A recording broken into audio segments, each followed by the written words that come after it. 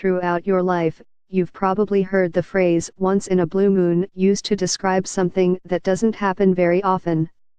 While it's a common saying, a blue moon is actually a real thing, and considering one is occurring on January 31, it raises the question, how rare is a blue moon? The start of 2018 is an opportune time to wonder what it really means when a blue moon occurs. And, if you're anything like me, what a blue moon actually is. While it would be quite a sight, when a blue moon occurs, the moon does not actually turn blue. In fact, the origins of the name have nothing to do with the color. According to NASA, a blue moon was originally referred to as the third full moon in a season that has 4 full moons, and this version of a blue moon is visible about every 2.5 years. In the past 20 years, though, the definition of blue moon has been expanded to also include the second full moon that appears within one calendar month. So, what causes a blue moon in the first place? It takes approximately 28 days for the moon to rotate around the Earth, and with each movement, the angle at which the sun hits the moon increases or decreases, leading to the phases of the moon. When the Earth is directly between the moon and the sun, a full moon occurs.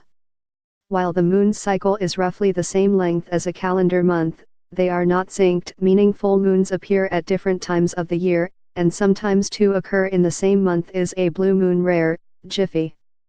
Then there are the times where our calendar and the phases of the moon sync up and fit 2 full moons inside a single month. While it is far from a once-in-a-lifetime event, a blue moon is definitely rare. For some perspective, the last one occurred on July 31, 2015.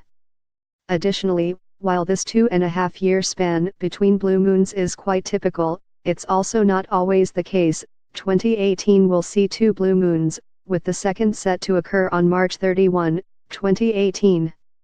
2 blue moons happening in the same year, let alone only 2 months apart, is seriously rare. Thanks to February being only 28 days, that month will see no full moons, while its surrounding months will each see 2. A year with 2 blue moons won't happen again until 2037. While a blue moon is a special occurrence on its own, this month's blue moon is taking things one step further as a supermoon.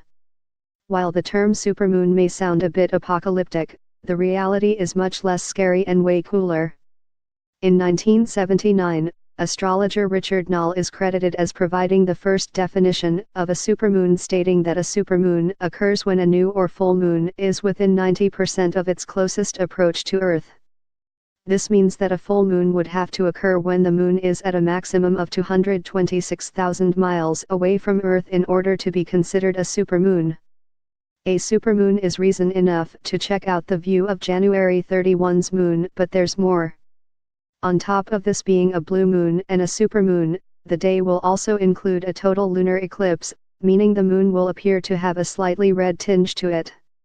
While the end of January is bound to be quite cold, this lunar event is definitely going to be worth popping your head out for.